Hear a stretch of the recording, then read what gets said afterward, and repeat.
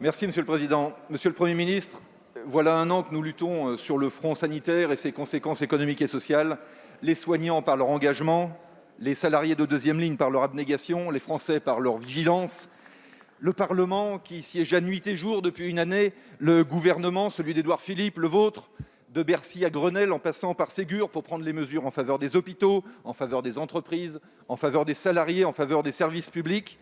On n'a pas fait tout bien, mais tout le pays, depuis un an, a fait tout ce qu'il pouvait.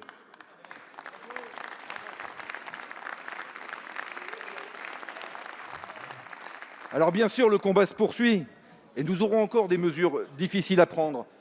Mais nous avons besoin de perspectives collectives, nous avons besoin d'horizons communs.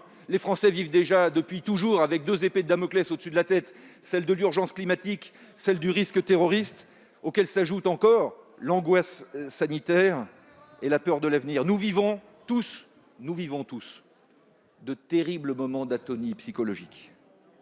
Alors hier, vous avez tenu une conférence sociale dans la forme que notre groupe avait suggérée il y a un an et vous avez dessiné des perspectives pour les jeunes, pour les apprentis, pour les salariés de deuxième ligne, pour tous ceux qui travaillent avec la prime Macron et qui touchent de petits salaires éloignés de leur véritable utilité sociale.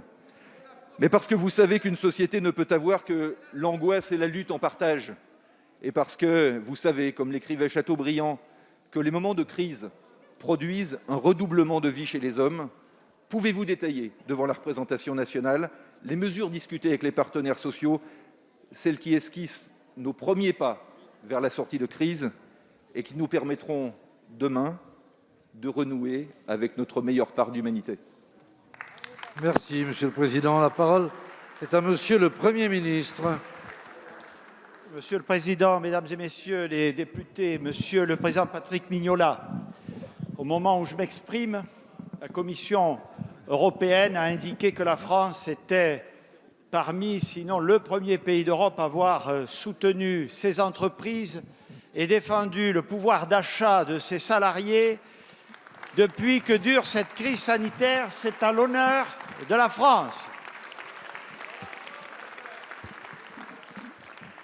Nous avons également maintenu le dialogue social à des niveaux extrêmement élevés. D'abord parce que c'est chez nous une conviction, ensuite parce que, comme je l'ai rappelé hier, à la 3e conférence du dialogue social que j'ai eu l'honneur de présider avec l'ensemble des partenaires sociaux et des ministres concernés, cela m'apparaît être l'un des meilleurs antidotes contre la crise et l'un des leviers de préparation de l'avenir.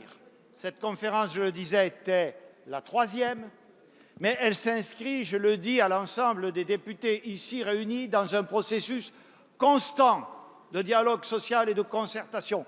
Partout dans les entreprises, dans les branches et même au niveau interprofessionnel, des négociations aboutissent. Sachez par exemple que s'agissant des accords d'activité partielle de longue durée, qui est une de nos armes fortes pour lutter contre la crise, 10 800 accords ont été signés, couvrant aujourd'hui près de 600 000 salariés français. C'est notre honneur.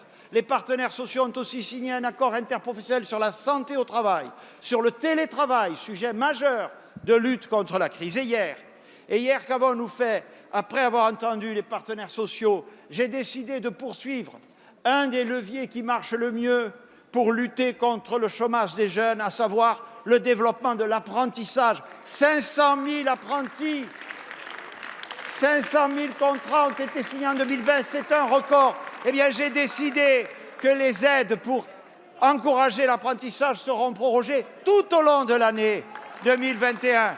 La prime, l'aide à l'embauche pour les jeunes sera prolongée jusqu'au 31 mai et ciblée jusqu'à 1,6 le SMIC. Enfin, j'en termine pour évoquer les travailleurs de la deuxième ligne sur lesquels la représentation nationale comme les partenaires sociaux nous avaient interpellés. Nous avons décidé de reconduire en 2021 la célèbre prime Macron à hauteur de 1 000 € pour tous les salariés, pour les entreprises qui pourront faire le choix de la verser, et 1 000 € supplémentaires pour ceux des salariés de la deuxième ligne appartenant à des branches où des accords d'intéressement ont été conclus et qui ouvriront des négociations de long terme pour rendre les métiers correspondants plus attractifs. Oui, mesdames et messieurs les députés, le dialogue social est un impératif en toutes circonstances et dans la gestion de cette crise sanitaire plus que jamais.